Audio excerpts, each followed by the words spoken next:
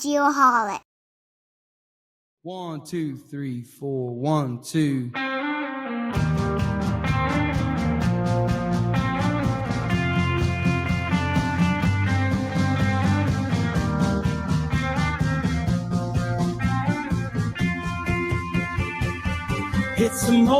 Here we go. I think we can do this. Welcome back, Geoholics, episode 232. 232. As Sean would normally say. Yes. So, of course, Sean is not with us this evening. He's actually on the road to, where's he going first? He's going to Zurich first. Ooh. And I hope he's not on the road because that's going to be a really long road trip. He's flying to Zurich as we speak, and I will be meeting him in Stuttgart on Monday for INTERGEO. So big things happening here in the next week. I'm stressed out as shit, to be honest with you. But I told you to keep those lists going, Kent. I've got 3 lists right now, and it does help, no doubt about it. So in Shawnee's absent, we've got Peta Cox with us. Hello, Peta. Hello. How are you? I'm good. What's new? It's middle of my work day. Oh, well, yeah, a bit for you because you've been away and I've been on here with Shawnee. So that's right. Haven't been on for so long and you just keep pulling me back in. I know, and you can't say no. It's funny how that happens. I know. How can I say no to you boys? I know. What's new with you? Anything you want to share? No, I don't have a lot going on. Just busy with work. So, yeah. Good. Working out what I've got to do to see all my students and nice. Coming to the end of the year. So good for you. I'm sure you're excited. I am. What about you? What about me? Well, I kind of let the cat out of the bag. Well, by the time this airs, it'll be after INTERGEO. But yeah, I got to head out tomorrow, go to California for a couple of days for a transportation conference. And then, let's see, what is this, Wednesday? And then Saturday, I go Thursday, come back Friday night, Saturday morning, get on a flight to Stuttgart. So yeah, my head is spinning, to be honest with you. So if I start speaking in tongues or something like that, my apologies right now. You're a get-about. Yeah. So a couple quick updates. We mentioned INTERGEO. We also have Trimble Dimensions coming up in November. That's going to be here before you know it. And do you have something to mention about that, Peta? Do have something to mention about that. So on our website, we have an events page, so you can see where the Geoholics are going to be going. And at Dimensions, we're going to be having a few gift prizes things happening. So if you're at Dimensions, come by our stand because you may win some cool prizes this year. I'm excited to even find out what those are. Well, you'll find out soon. Can I put my business card in the fishbowl for those? Maybe. I haven't worked out what we're going to do yet, but we'll do something. It's for our fifth anniversary. So 5th anniversary, yep. And I'm glad you mentioned the events page on our website. If anybody listening is interested in having the Geoholics at a future event, we'd love to go. You just got to go on there, and there's a very simple form to fill out and send in, which we'll review. And we're actually not finalizing, but close to finalizing our event schedule for 2025. We try to get that done by the end of the year. So yeah, if you want to have us an event podcast, we can moderate conversations, and I think we're really good at it, to be honest with you. People keep asking us to come to these things, so they must like us. Yeah, you do all right. Yeah, we're all right. That's why we got you, to keep us grounded. Exactly. Right? We just need to find some in Australia so you can come over here. There you go. Just get on the website and fill out the form. What you got to do. All right. Let's get on with this. We got a great conversation this evening, but a couple things. We got to do some housekeeping. First, we have the NLC Prep Song of the Week. NLC Prep is for those dedicated to passing their land surveying exams on the very first try. Go to nlcprep.com. Peta, what do you have for us this week? Well, that was Zach Bryan, Motorcycle Drive-By. So Zach is an American singer-songwriter. He's known for his raw, heartfelt lyrics and blend of country, folk, and Americana music. He was born April 2nd in 1996. Oh, young. In Okinawa, Japan, where his family was stationed with the US Navy. He grew up in Oolaga, Oklahoma. We'll see if I get that one right. I can't even correct you because I don't know how to say it. I don't know. Anyway, Brian followed his family's military tradition by serving in the Navy, but he pursued music in his spare time.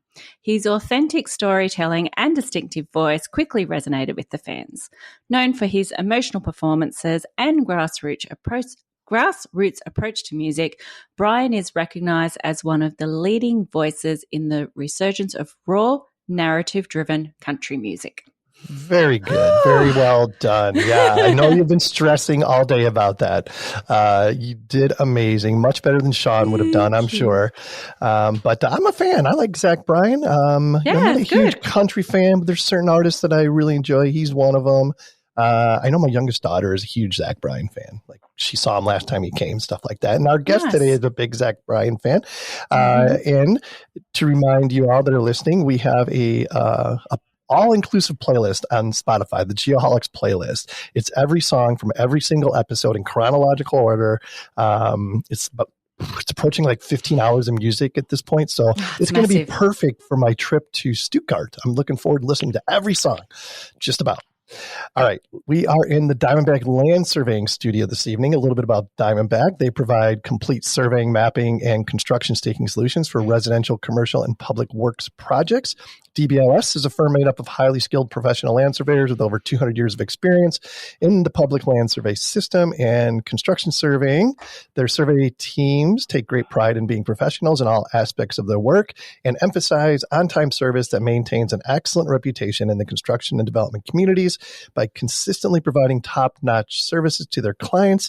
To find out more, go to diamondbacklandsurveying.com. And if you're not already following Diamondback Land Surveying on the various social media platforms, you're missing out. They do such a great job. Yeah, they sure do. Such a great job. And we appreciate their support. They've been supporters from day one. So 5 years they've been with us. Can't thank TK enough.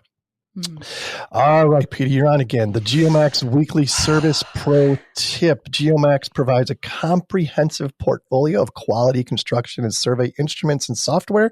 Visit geomax-positioning.com. Peter, what do you have for us this week? I like this one. Plan for the worst, hope for the best, and live for the moment. By Tiffany Smith. Powerful Very quote. Powerful. I love that quote. Next up, the GeoSearch Career Corner. Tap into the best geospatial talent available.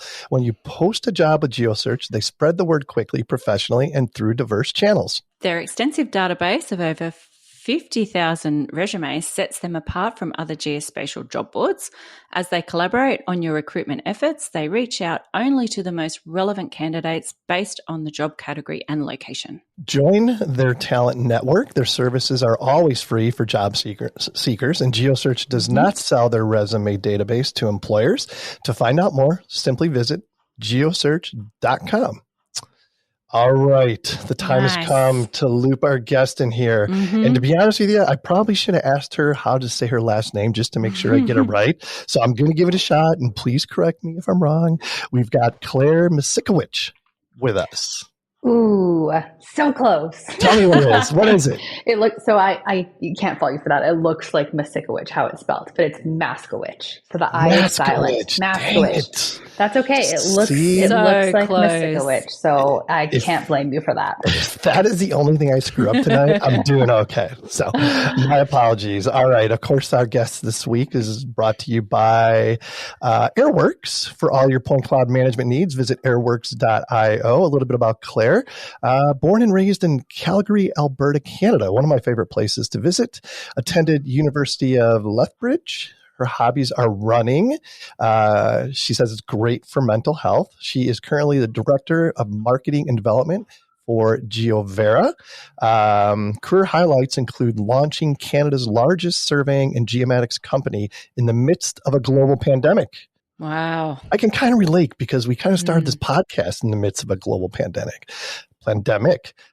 Passion. She's passionate about people using their inherited skills and abilities for good and encouraging others to tell their resiliency stories. Claire, welcome to the Geoholics. Thanks so much for being here.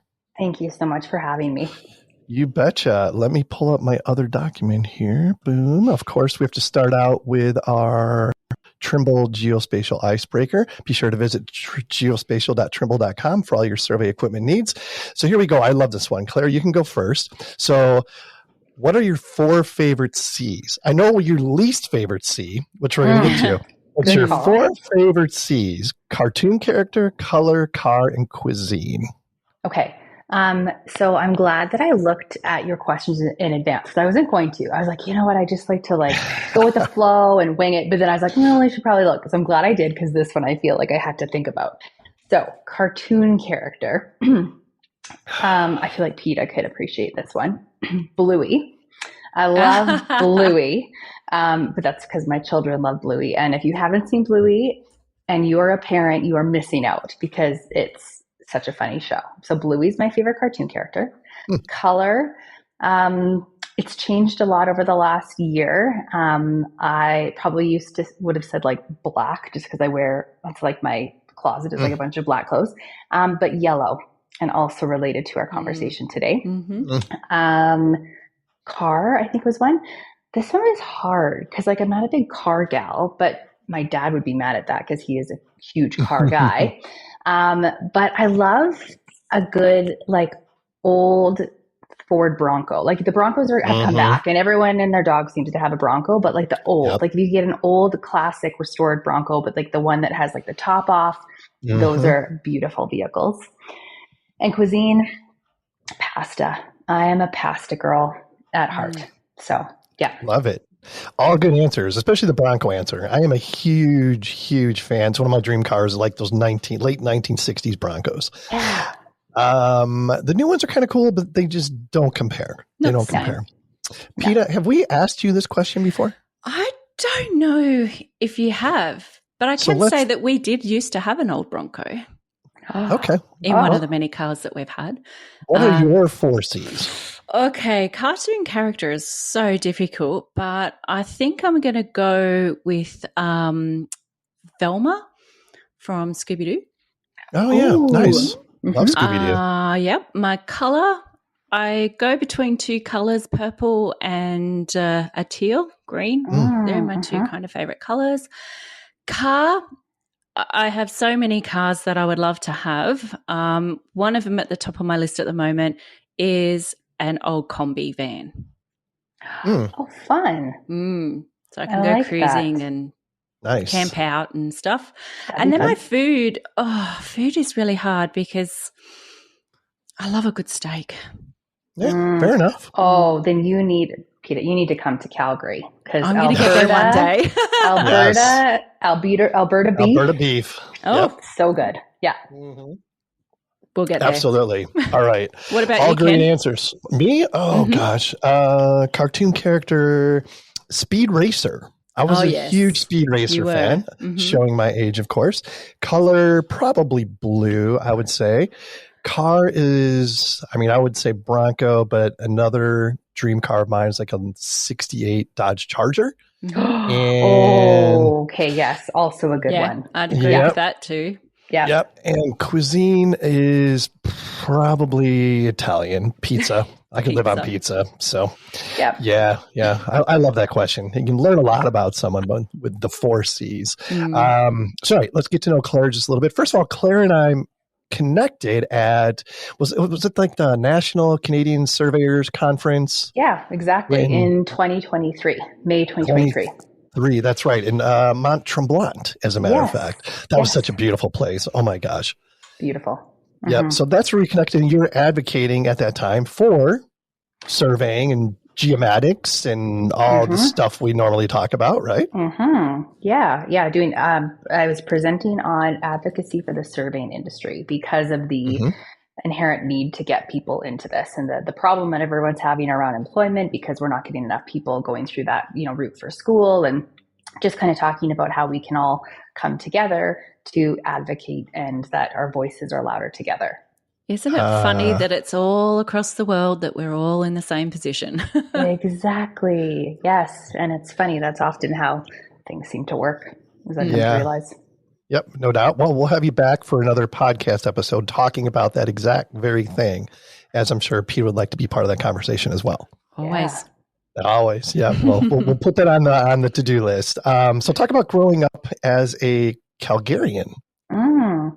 Yeah. Did you grow up like in the city, in the country? Yeah. No, I grew up in like city, Calgary, and I'm born and raised Calgarian, and we are few and far between. But it's funny, like the more, like when you talk to people though, people who grew up in Calgary typically stay in their quadrant. So for me, it's like, I grew up in the Northwest and I live in the Northwest. And if you talk to someone, like we don't cross the river. Like there's like no, you stay in the South and you stay in the North, and that's where you grew up. So so I grew up with my mom and dad, and I have one sister. And funny enough, my husband, and we didn't know each other till high school, but he grew up in the same neighborhood we live in now. So again, we stick to our area. So really, really close. And we were within like 5 minutes away from each other our entire lives. And then we met in high school. So high school sweethearts-ish. That's so cool. So cool. Cute. So as you get a little bit older, you have to be like the other half of Calgary that comes to Arizona in the wintertime. Yes, I will. I am on board for that. I would absolutely love to be a snowbird. So see you there. Yeah. Hey, I love Canadians. I'm an honorary Canadian, I believe. I love that. That's what I call myself anyways. I claim that. Yeah. Love it. Yeah. So one of the interesting things about your bio was about running. I know, of course, following you on social media and stuff like that. You do a lot of it, running these different events and just running. And you mentioned that it helps you manage your mental health. Talk about that just a little bit. Yeah, I started running probably, I guess it would be almost 6 years ago. And I didn't get into it until I went back to work after my second mat leave with my youngest daughter, Sloan. And I just got into it because everyone that I used to hang out with at lunch when I got back from mat leave was like, hey, we now run at lunch. So if you want to hang out and talk to us, you have to run. So I was like, oh, okay. So that's how I got into running. And for the longest time, I just was like, oh, I'm not a runner. And then kind of flip my mindset. And as soon as you say you are something, you believe in it, to your core, and like, hey, now I'm a runner. And I've done 4 half marathons and just kind of like run for fun and for my mental health. And I honestly sometimes feel like if my head and what's going on in my mind could be recorded, I could write a fantastic book while I run. Like I could write a book while I'm running, because I feel like the thoughts that I have are just like, oh, this is gold. Like anytime I need a creative break, I go for a run, and that's where I get most of my good ideas. And it really does help with my mental health. So there's hope for me yet. Yes. Definitely. I did ask for a walking machine under my desk at work, because that's when my brain works the best as well. Yeah. It's not quite the same, Peta. Don't they say that it's like certain endorphins or something get triggered when you run? Right? For sure. Yeah, all sorts. I should have looked up the science behind it, but definitely endorphins, and there's a lot like that kind of creates the runner's high, right? They talk about a runner's high, and I wouldn't say like that's pretty extreme, but I think that there's really a lot of clarity that comes with like being one with your thoughts, right? Like it's just you and your thoughts, and it could be a good or a bad thing. But for me, from my experience, it's been really good and healthy. That's awesome. Very cool. Very cool. Let's talk about GeoVerra just a little bit. That's not the topic of our conversation this evening, but I want to give you an opportunity to talk about, the company culture, why you love working there, stuff like that. So GeoVerra, Canada's largest survey and geomatics firm. Going to put up another plug for them. Really great company. We have offices across the country in every single province. We can get into why I haven't really been there for the last year and a half, but I will say that they are an incredibly supportive organization for what I've been through, and for that I'm forever grateful. So I think that really goes to show kind of their culture, the company mentality, the family feel, like taking care of each other, and that support has been phenomenal. So I can't I speak very highly of that team and the culture, what that looks like, for sure. Yeah, no question. Now, you mentioned your husband, and you also have 2 daughters. Talk about them just a little bit. Yes, my husband, he's an industrial footwear buyer for a company that's based here in Calgary called Marks. Some people know it as Marks Work Warehouse. They're part of the Canadian Tire group. So He's an industrial footwear buyer doing steel-toed boots. Very niche, but he loves his job. And yeah, I have 2 girls. So I have Indy, who's going to be turning 9 in October, and then I have Sloan, who's going to be turning 7 in like a few days, September 23rd. It's Sloan's birthday, so she'll be turning 7. Aww.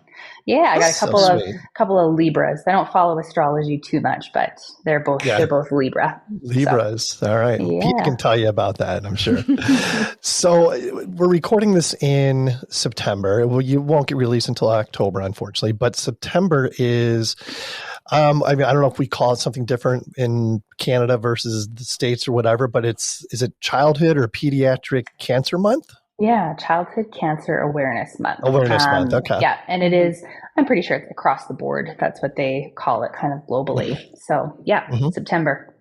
And why is that something that is near and dear to your heart at this point? Yeah, so my daughter, so shortly after I met you at the National Surveyors Conference, I think it was a matter of 2 weeks. I think it was. Yeah, it was May 26th was the day I remember going into the hospital, 2023. And my then 5.5-year-old daughter Sloan was diagnosed with stage 4 neuroblastoma, which is a type of pediatric cancer. Wow. I can only imagine what that reaction had to be. Shock, I'm assuming, is one of the emotions among others. Yeah. Kind of walk us through, like, what, where did your mind go? Right when you found out about this? Yeah, that was a crazy I'll tell you, the first week, like after we found out. So I guess to back it up a little bit, not to get into the details too much, but she was just experiencing kind of the week before a lot of like growing kind of pelvic pain. And I'm like, it's probably just growing pains, right? Like kid of that age, like growing pains, probably not much to worry about. But then kind of on the Monday of the May long weekend, our holiday May long weekend, she got a fever. So then I was like, oh, okay, so maybe it's the flu, right? Like this connection of like flu, aches and pains, fever. But then the fever, we just couldn't get a handle on it. And her leg pain got progressively worse to the point where she was actually pulling herself up the stairs using the banister. And so we called HealthLink, which is like a local kind of number here in Calgary where you can call and talk to a physician. I talked to the physician and he said, yeah, this bilateral leg pain that's that bad and this unexplained fever with no other cold or flu symptoms is a bit of a cause for concern. So he recommended we go into the Alberta Children's Hospital. So we went that night and the team there decided to run blood work, which I'm very thankful for because I've heard so many horror stories of families being just turned away. Like kids that are diagnosed with leukemia, it's like months and months and months of like them just being like, they're sick. So I'm very happy they took it seriously. They did blood work. And I remember being in the emergency room. This was like now kind of middle of the night, like as it is, 2, 3 a.m. And she pulled me out of the room, like the ER doctor, and sat me down. And I still didn't clue in at that point because she didn't know at that point exactly what it was. But she was like, I just wanted to let you know that we've decided to admit you and you'll be seeing our hematologist because Sloan's platelets and hemoglobin levels are really low. And I didn't really know what that meant at the time. And for whatever reason, I didn't get onto Google, which is good. Like, I'm very surprised. Looking back, I'm like, why didn't I Google this? Like, it's good that I didn't because Dr. Google is never good. And then, so I let my husband know at that point, and he tried to get some sleep. I tried to get sleep. And then I said, we'll see you in the morning when I know where we're going to be admitted. And and we still didn't really understand what was happening or the seriousness because the hematologist came into the room that morning with my husband and both my girls were in the room. And my husband and I didn't even think to leave the room. So at this point, we still didn't know. We're like, wow, this is probably nothing serious. Like, we don't know what this is. And the doctor was really good at using very kind of high level language, like that we kept hearing the word malignant. And I'm like, okay, I don't know much about cancer, but I feel like that's what that means. So I asked him to go out of the room and I'm like, I just wanted to confirm what you're talking about is cancer. And he said, yes. And that's when both my husband and I just broke down in the hall. And it was just a crazy first week. So we stayed in the hospital the whole time just because there were still so many tests to be done. So we knew it was a type of cancer. He actually thought leukemia. That's what he thought based on her numbers. But then it wasn't leukemia. They did a test for that quite quickly. Like that was the Saturday he told us they did a test for leukemia on the Sunday, which is fantastic. Didn't come back as that. So then we went down the path of like, okay, let's do a CT, let's do an MRI. And that's when they discovered this mass on her right adrenal gland, which is very indicative of neuroblastoma. And then later on, like a few days later, we did several tests and it was confirmed neuroblastoma. And the reason why the blood work came back the way it did is because unfortunately it wasn't just this mass, but the neuroblastoma was affecting her bone marrow. So it was in her bones, basically. So it was a crazy first week. It was a week that felt like months. Honestly, like it just dragged on.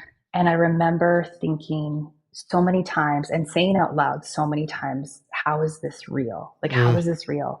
A really crazy moment that I remember so vividly was, so that first night I was in the emergency room with Sloan all night. So then the second night, the Saturday, once we knew this was cancer, but we didn't know what type, Kurt stayed at the hospital overnight with Sloan and I stayed at our house. And I remember waking up at 5:30 in the morning and I felt like weirdly like refreshed, but like I thought it was a nightmare. I was just like, oh my gosh, what a terrible nightmare. Like I was convinced it was a nightmare. But then I rolled over and I saw that Kurt wasn't there. And I was like, okay, no, this is real.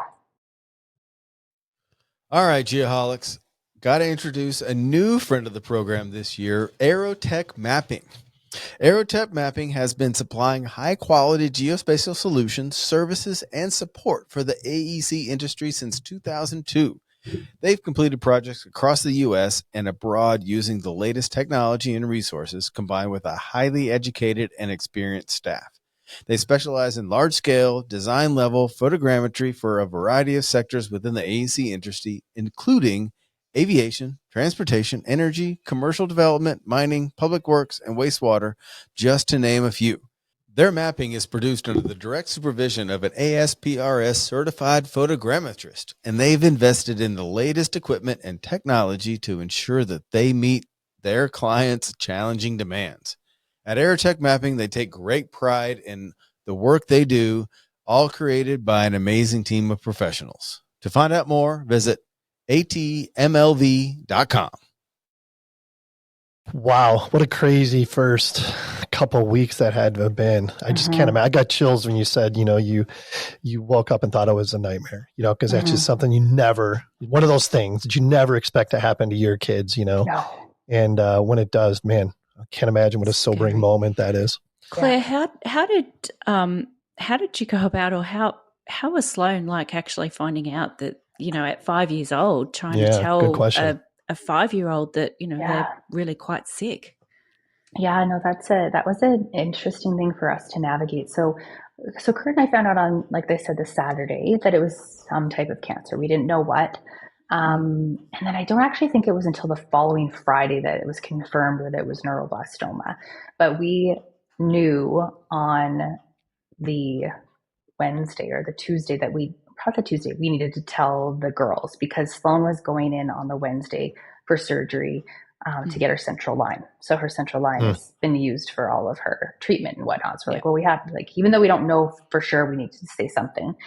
And I remember asking the child life specialist, I believe. So there's these wonderful child life specialists that kind of walk you through and walk kids through scary procedures and whatever. And they're like, well, every kid's so different. Some parents don't let into much, and they say that they just tell their kids that they're sick and they're doing treatment. And I was like, oh no, like our girls, if they get wind of something like chemo, they will know it's cancer because my father-in-law was going through cancer treatment at the same time. Oh, gosh. He was actually, the weekend that Sloan was diagnosed, my father-in-law was admitted to the Foothills Hospital for 3 weeks for a trial for cancer treatment. So it was a lot. So they knew. So and friends, unfortunately, in my world had been diagnosed with cancer. So they knew what all it was and what it meant. So we did decide to tell the girls separately just so they could kind of have their own moment and their time to process. So we told Indy, I think we told Indy first and just gave her the time. Like she seemed to be okay with it in the moment. And we just didn't want to overwhelm her with information, because that's what the child life specialist said, and the social worker, that like kids need time to process, and they will come to you with questions when they're ready to ask questions. So that's kind of how we approached it with both girls. And Sloan was the same. She took it well, like as well as a 5-year-old can, right? Understanding where things are at. And I will say, like, not that there's ever a good age ever for any kid to get cancer, but I feel for the parents who have teens, who have phones and have devices and can Google and see all the scary things, because I'm very lucky that our girls don't do that. So ignorance is bliss in a way. And we have been very as open and honest and upfront with the girls as we can be throughout this, but we've never gone down the path of talking about relapse and that kind of thing, because we don't want them to have that in their minds. Yeah. And then, so that was what, a year and a half ago? Coming up on a year and a half. Yeah. Wow. So the last year and a half, did it go by like a blink of an eye, or did it go by like an eternity? No, a little bit of both. Like that first week, for whatever reason, felt like months. But if I look back at kind of where we were at even 6 months ago, I was just thinking about it, and I'm like, oh man, it's been 6 months since we got home from, we had to go to Jacksonville, Florida for proton radiation because we don't have it here in Canada. So we were there for a month, and we got back like April 5th. So like we're coming up on 6 months ago from that. So I would say that it, honestly, generally speaking, it's just flown by. And I think it's just because there's been so much going on. So what percentage of the last year and a half did Sloan spend in a hospital? Oh gosh. Well, the first, I guess like kind of from end of May to December 31st, 2023, she definitely had more time in the hospital than she did at home, because she was in for so long for various things. So it's not quite half, but like it's a lot. Like it's probably like easily 30 or 40% of the time, at least. Like when we talk about hospital stays, like overnight stays. But in terms of even just doctor's appointments, like, oh gosh, probably 75% of the time. Yeah. Wow. Yeah. What she missed school in that time. And now she's being able to go back to school. What's it like for her to actually attend school like a normal kid? Oh, it's huge. And so she was grade 1 last year. So she missed grade 1. We did send her kind of towards the end of the year when we got home from proton radiation in Florida. She did go for like May, June, but like half days and just a few days here and there. So this year we were like, okay, we're going to like get right into it. Cause like you know, with kids, like if you give them an inch, they'll run a mile. So like, I didn't want to be like, we're going to start slow, because she would definitely milk it for all it was worth and be like, I can't go. But it was good. Like it was almost like a rip off the Band-Aid approach and just get her back into it. And we decided to move her forward to grade 2 rather than holding her back, because, you know, for us, we felt like it was more important for her emotionally and mentally to go with her friends to the next grade, which I think was a very, very smart move. Like kids can get caught up. Like not to say it's just grade 1, but it was just grade 1. She's good to move on to grade 2, and she's really thriving, doing well, and enjoying her time. And I have to give huge props to the school, because like the school and the support that we got from them over the last year and a half is huge. And just having the kids in the school understand what cancer is, and that kids get cancer, and that I think made the transition easier for Sloan going back, because it wasn't like, oh, who is this kid and why does she have short hair? Because there's a lot of insecurities for her around that. Sure. So yeah. So I can only imagine the, you know, emotional roller coaster that, you know, not only you and Sloan and Indy and I mean your entire family. How did you guys come together to provide full support for this situation? Oh, well, it was definitely like it takes a village, like that whole saying. And it does. Like this was very much like a time where we needed our village to step up for us. And that absolutely happened. Not only like, you know, our core unit, like I really think that we appreciated the time together as a family, like the four of us, a lot more, and that time together. And I will say that the bond that we have with the four of us is much stronger than it was before. But outside of our core four, it really was about kind of our support and the community around us. And we're very lucky that we are both born and raised here and we have family. And actually, one of the first questions that the hematologist asked us before he started talking about cancer to my husband and I was, do you have a lot of support? Like, do you have family here? That should have been a red flag right away when he was asking that, but we didn't clue it. We were still in La La Land. But yeah, it's really been an amazing journey and beautiful to see the community that's kind of rallied around us, even complete strangers, to help support has been phenomenal. Well, that's what probably leads us into how, well, I kind of met through Kent and my boss, Michelle, from that time. But then social media has played a massive, massive part in bringing awareness and telling your story and Sloane's story and raising that awareness and getting people that you don't know being able to offer support and stuff. I mean, marketing is your thing, but how did you manage to turn it around to be so big? And like for me, I think you've done an amazing thing to raise awareness for kids and using that social media. Appreciate that. I think early on I felt I'm a bit of an A-type personality. I tend to like things to be perfect, and quite early on I realized that I couldn't control that Sloane had cancer. I couldn't control the treatments she was receiving. But what I could control is how I showed up.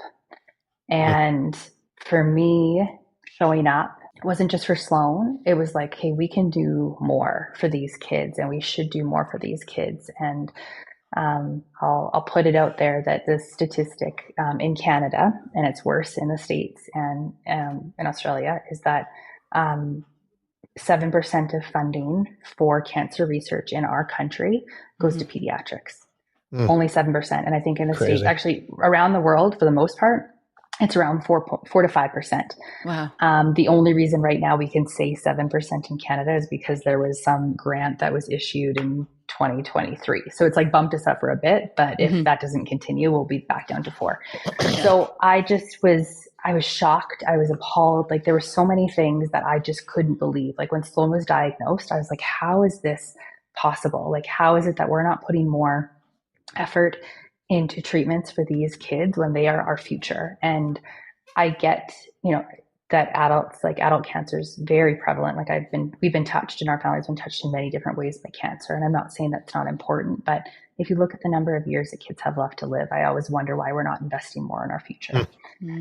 So I guess for me, like speaking to the social media and creating awareness, I hate saying that things happen for a reason, because I really don't feel there's any reason that kids should get cancer. It's terrible, and I don't know why, but I just felt like I'd be doing the world a disservice if I didn't use my skills and abilities in marketing, which is essentially awareness and advocacy, to not make a little bit of noise. So that's kind of where I went. And it was again, back to the control, like it was one thing that I could control was how I showed up. And that was my control piece. Like I could control what we were doing. And, I'll give props to my sister-in-law. She came up with the hashtag Strong Like Sloane. So she came up with it. So I give full credit to my sister-in-law, Kayla, for Strong Like Sloane. But then I kind of ran with it. I was like, I think we could do more. Like she did a sticker campaign, but it was to raise money for, you guys remember, for our GoFundMe, which was great. And the community showing up for our GoFundMe again was so overwhelming and like in a good way and so wonderful. But then at some point I'm like, we're good. Like we're good. Like we're going to be okay. Like we're going to survive over here. But like, how can we turn this into something more for pediatric cancer research, which is really where the needs are. Something I found interesting about what you said there is, you consider yourself maybe a bit of a control freak or a perfectionist and that type thing. And talk about having to let go, right? Ooh. It's like, You know what? I am in zero control of this situation. The house is a mess. Who cares? Who cares about a lot of things I used to really care about, right? Yeah, definitely. You're absolutely right. Like, things have certainly changed and my perspective on life has changed. And the little things don't matter, Do I still get mad at Sloan for how messy her room is? Yeah, probably. we can't help that, us messy girls. We can't help it. I know, fair enough. But just like the little, like, there's such little things that, like, before I would have been like, just for example, like the girls in the backyard and using bubbles and just like pouring bubbles into a thing to like make a potion. Before I would have been like, oh, don't use all the bubbles. Like, why are we using all the bubbles? But like, now it's like, who cares? Just like live your life, like live your best life today, because none of us know what tomorrow looks like. And that's kind of the mentality that we're going with right now. I love that. People that are listening are probably wondering, as far as the care that Sloan received. Calgary is a big city. It sounds like as a result of you living in Calgary, you had access to really, really good care. Yes. Yeah, no, we did for sure. The Alberta Children's Hospital is a great hospital.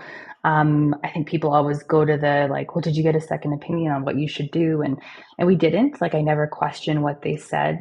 They're part of what's called the Children's Oncology Group, so COG. And there's different streams and different mentalities of who follows what. But I just knew that they were, following protocols of, many major hospitals across the world. Very lucky. Like, again, in Canada, we're very thankful for our healthcare that's covered. So I didn't have to pay for a dime of it. We're very, very lucky. But neuroblastoma is a cancer of immature nerve cells. So what that means is, like, there could be these tiny, tiny cells that are left over, and that can quite quickly cause relapse. Like, the relapse rate is quite high. It's about 65%.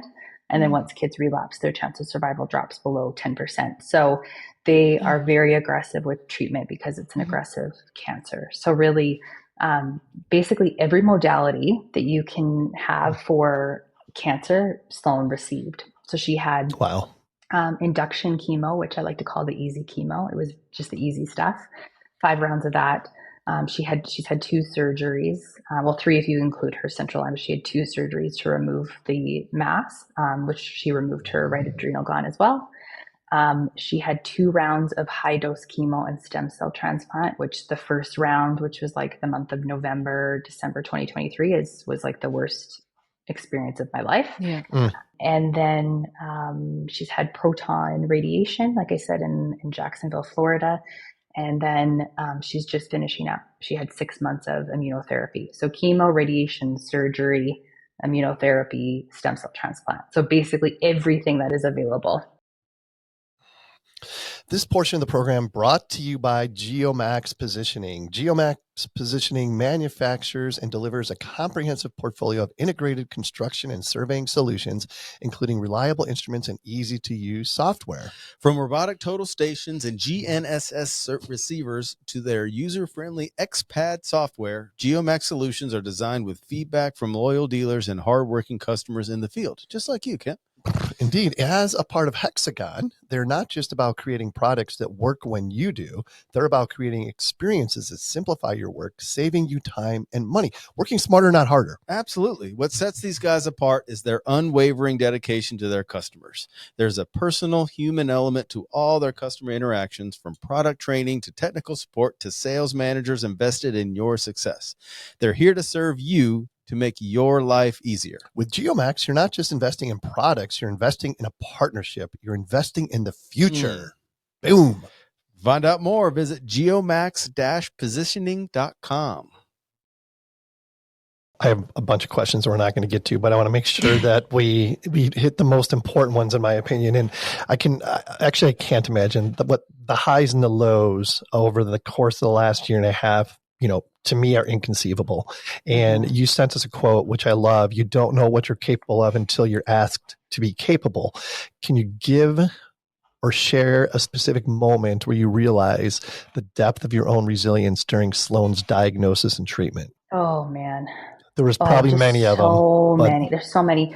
And you know what? I guess I want to come back to that quote for a second, because that quote, it's funny. I sent that to one of my good friends 6 years ago, when her husband died of cancer. And she had young boys. Like her youngest was 6 months old and her other was like 2 years old. Anyway, she was a good friend of mine. And I sent that to her, and and then another friend later, her husband was diagnosed with colorectal cancer. And when you see other people going through these things, you're like, I just don't know how they do it. Like I remember being like, how are you surviving right now? How are you standing on 2 feet? How are you not crying every day? And then when I was put in this position, I got it. I don't know why. You rise, and I think you just don't allow yourself to go to those dark, deep places that a lot of people do, right? Like when I had friends the friend that lost her husband, like my mind went to, oh my gosh, how would it be if I lost my husband? And then I cry. And so there are so many moments, like I can't think of a specific one, but what I will say is a lot of people say like, okay, well, someone said to me, I don't know how you do it. And then I said, I had no choice. But I don't love that, because we do have a choice. I really do believe that we choose we have control on how we show up. Sure, you have to take your kids to their appointments, and sure, you have to do this, and everyone has to do those things, and you have no choice to do that. But you do choose how you show up every day for yourself, for your family. And I do think we need to give ourselves more credit for that, because we do have a choice on how we show up. Yeah, no question. I think it's important that we at least take a couple of minutes to highlight Indy and the role that she's played over the course of the last year and a half. You know, again, following you on social media and Strong Like Sloan on social media, she looks like she's just there all the time, supporting and smiling, and, you know, I mean, a 9-year-old doing that, you know, in this situation is just, I don't even know what to say. Yeah, and I'm glad everyone always forgets about the siblings. So thank you for not forgetting about the siblings. She's a very special kid, and she has shown up so much for her sister. And, you know, hospital's not a fun place to be. Like, no one likes to go to a hospital, but there were many times where we knew she didn't want to go, but she would go see Sloan, because Sloan would just light up every time Indy came to visit. And Indy did so well, like throughout the year in school. Like that was always my concern. I'm like, how is this going to impact her with school and friends and all of that? And she just did so well. We actually made the decision to keep her in Florida with us for a month when we were in Jacksonville for proton radiation. It started with like, Indy's going to come for a week when like Kurt comes, and then they're going to go home. And they were like, well, maybe she stays, and like my mom and sister are going to come so that she can go home with them. And then she ended up just staying the entire time, because the girls were having so much fun together. Obviously, she loved missing school, and we continued to do like school work together, which was nice. But she's just been such a rock for her sister this whole time, like in a different way. Like she's given her love and support in a way that we couldn't give her love and support. So sure. Yeah. Well said. Has it changed their bond? Not that they weren't always, you know, loving sisters, but has it changed that bond as well? Oh, absolutely. And I don't know if it's always hard to say, because now like a year and a half has passed. I'm like, a lot of the things I'm like, well, would this have happened anyways? Like, would this have changed even if this didn't, you know, if she wasn't diagnosed with cancer? But yeah, their bond is very different now. And, you know, the distance makes the heart grow fonder, and they had so much time apart that I think that they really learned to appreciate the love and what they have with each other, while Sloan was in the hospital as much as she was. So yeah, it's a different kind of bond. And I think that's the part that always gets me the most choked up whenever I think to the future. I'm not going to cry. Not going to cry. It's. I almost cried asking the question. It's the sibling. That's what gets me choked up the most, is whenever I think about a life without Sloan. What that would be for Indy, because that would be that'd be hard. Yeah. Yep, no question.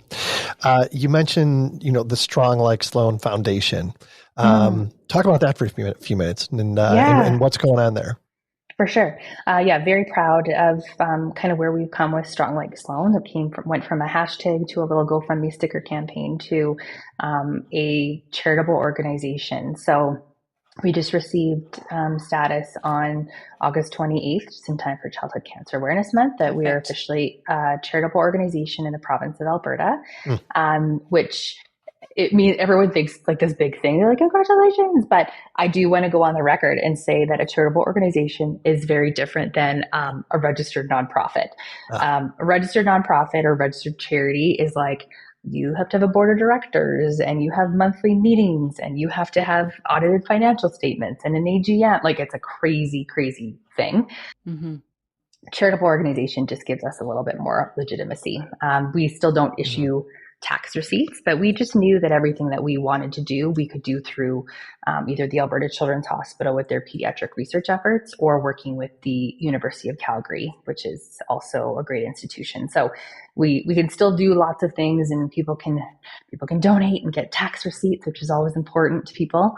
But we just have a little bit more, I guess, like clout behind us to say that we're a charitable organization, which is exciting. It's something to be proud of. The money that you're going to the cancer, to the hospital one, what is that going to be used for? So we, when we were working with the Alberta Children's Hospital Foundation to kind of set up our donation page, which was less than a year ago, that was last October when we first set that up.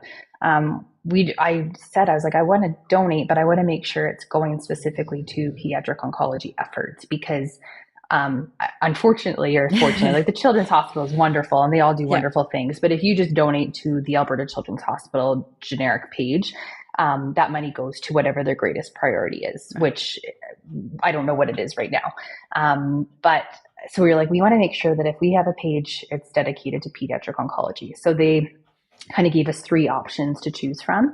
And the one that resonated with us the most was going towards the new, it's called the Riddell Center for Cancer Immunotherapy. So here in Calgary, we actually have the new Arthur Child Cancer Center opening in a month, I believe, in October. And it's going to be huge. Like, it's a top of the line, state of the art research facility. And it's like, it's going to really, we hope it's going to change the landscape for cancer patients, more so adults, because it's an adult cancer center. But within that, this Riddell Center for Cancer Immunotherapy, when the Riddell family made a fairly sizable donation to that center, I remember seeing in the press release that they included that they're going to have a deliberate focus on pediatric cancer research, and they said in the press release, which is an area that is severely underfunded. And I was like, hell yeah, that's what we need. So that's why we're kind of working towards that. And there's hope for other trials through that center that hopefully Sloan will never need, but if she were to relapse, she would need. So there's something called CAR-T cell therapy, which is currently not available anywhere in Canada. I think a lot of people are fundraising $500,000 to go to Rome for this right now. Wow.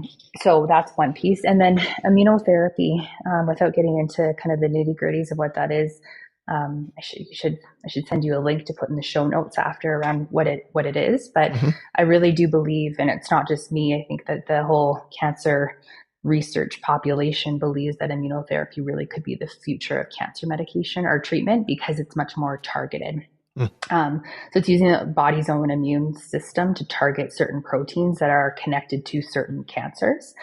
So it's just much more targeted, which is really important, especially for kids. And that's the biggest thing is like we're throwing them into chemo and high dose chemo and just like, let's kill all of the cells. And that's hard enough on an adult, let alone on a developing body. So we really want to push for more kind of research in the immunotherapy space to try to find kinder, gentler treatments for kids because I'll tell you what, unfortunately, a lot of kids who don't die from cancer. They die from serious side effects due to the treatments that they receive. Interesting. Yeah. How much have you raised? Oh, I think we're at like just over $155,000, maybe close to 160,000. Yeah, Wow. the biggest push for us was, and I'll tell this story really quick, but it's one that I'm really proud of. So going back to my running and how that's really helped me through. Actually, the weekend that Sloan was diagnosed, like May 26th, 27th, 2023, that Sunday, May 28th, 2023, both of my girls were signed up to run the kids race in the Calgary Marathon. And they were not able to go because Sloan was diagnosed with cancer. So I thought to myself, this would be a really great opportunity to get everybody on board and raise some money. And so I started the team for the 2024 run in May 2024. Yep. And I started the team, I think in December of 2023. And I thought, I could maybe get like 10 of my friends, 10, 20 friends that'd like to run with me. And we're going to have this team and I'm going to set a goal for $5,000. And then it just kind of snowballed and just started going from there, and like the momentum, I'm like, okay, this is like a big thing. And then I got some like corporate sponsors to do like matching days, and it was this whole thing. And so it went from a $5,000 goal in, call it end of December 2023, and then by the time the race actually happened, May 26, 2024, we had raised just over $112,000. I remember you kept upping that target. Oh, I know. I was like, at what point do I stop? At what point do I just stop doing this? Oh my gosh. I was like, oh man, all my team members are going to be pissed at me for upping this. No.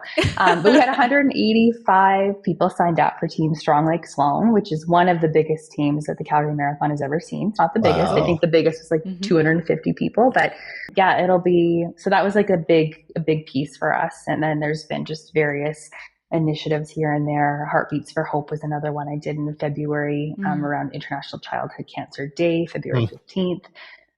So a couple things that we're just going to continue every year and hope that we continue to build momentum. And I don't think I've said it anywhere else yet, so I'm publicly saying it here that I would like my goal for 2025 to be $250,000. Nice. So $250,000 is, I'm going to say it's going to be our goal for 2025. So we'll see kind of where that goes. Yeah. Nice. That sounds like a great goal for sure. So how do people support the foundation? Well, I can send you a link. So I'll definitely give that to you. Like I said, everything that we do is just through the Alberta Children's Hospital Foundation. Okay. So people can get tax receipts. Gotcha. And that's the best way for us to track what's coming in. But then even, outside of money, like sure, money's great. Every dollar counts. But given that right now, as we're talking today, it's Childhood Cancer Awareness Month. A big thing is awareness and spreading the word. We can't make change unless we make our voices heard. And I can't blame people. And I said this at the surveyors conference, but it's so crazy how this aligns. Like advocacy across the board is advocacy, but people don't know what they don't know. So let's tell them. And I think that's really important. So even if people are not financially able to donate, just spreading the word, sharing, talking about it makes such a difference. So I'll make sure you include at Strong Like Sloan for our Instagram handle, and people can follow and share our story and other kids' stories, because we certainly need to make a change. Yeah, no question. Peta, do you have anything else? I got one more question. Well, I was just going to ask how, what advice you could give other parents going through this, through these challenges. How can they get involved, or what sort of advice would you give them? Well, advice from outside of how you can get involved, but my advice for anyone who's going through any sort of a difficult journey like this is really finding your village and leaning on them and not being afraid to ask for help. People want to help, and take the help where you can.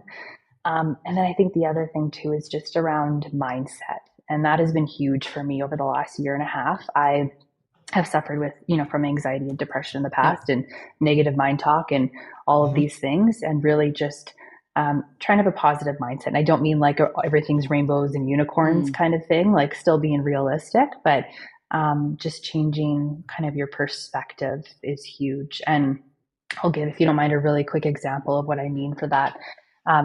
We were lucky that we were able to go on vacation this summer to Vernon in British Columbia. And we didn't last year just because it was too busy with treatment. But this year things were going well and we got permission from the team to go. And we were doing the drive, which we've done many times before. And both my husband and I had tears. And it's because, you know, we had this worry about like, well, what if we don't get to do this next year? Like, what if this isn't the family of 4 next year? Because that's a very real possibility. And it was the first conversation that my husband and I had that wasn't a what if she relapses. We both felt like a when, which is so, which I still have hope. Like, I'm not saying I don't have hope, but so we know it's a reality, right? Like, so the relapse rate is quite high. There is a reality of this, but we also can't live our lives in fear. So when I talk about changing perspective, that fear will always be there, and it's real, it's rational, it's a fact. But instead of living our lives in fear and using that fear against us, we're like, let's use it in a positive way and just live our best damn lives every day. So that's what I mean by changing perspective and having a bit of a mindset shift. It means it's really made a difference for me over the last year and a half, for sure. So powerful. One last question for you, and then I'll let Peta close it out here. How do you want Sloan to see this chapter of her life when she gets older? I hope it's just a blip on her radar. But at the same time, this experience has changed all of us. And I hope that this all has a positive impact on her and that she can move forward with life believing she is capable of so many things and she can handle so many things because of what she's been through.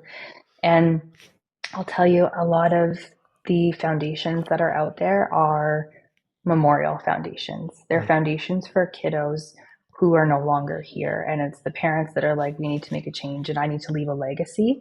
And absolutely, I'd love to leave a legacy, but I want to leave a legacy that Sloan can support and she can run with. And I want her to be proud of Strong Like Sloan Foundation and have her be running with this when she's same age as me.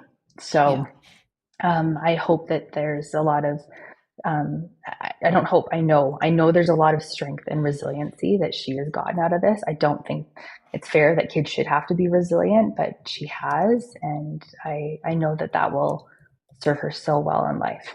Amazing. It will, most definitely. Amazing. Go ahead, Peta. Okay. So, Claire, one thing we ask at the end of every episode is, do you have a mantra that you live by? This wasn't one before. I don't know what mine would have been before this whole journey that we've been on. But definitely, as of the last year and a half, I don't know if it's a quote or who quoted it or whatever, but I do believe the sun will always rise. Like, there will always be a sunrise tomorrow, no matter how dark the day is or how long the night is, the sun will always rise. And that's what I continue to live by, because we can always find the light in every shitty situation. There is always something we can find. Beautiful. So well said. Claire, thank you so much for your time. What an amazing conversation. Apologize for me getting emotional here, but no apologies. It's how can you not, right? Like anyone who has kids, like, you can connect for sure. Yep, indeed.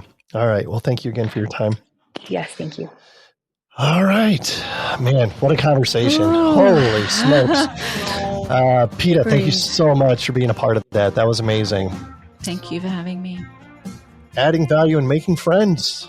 Once again, we check that box. If you want to be a guest on a future show, shoot us an email at info@thegeoholics.com. We'd love to hear from you. Zach Bryan, Motorcycle Drive-By, available everywhere. Until next time. I'm getting choked up here. Breathe.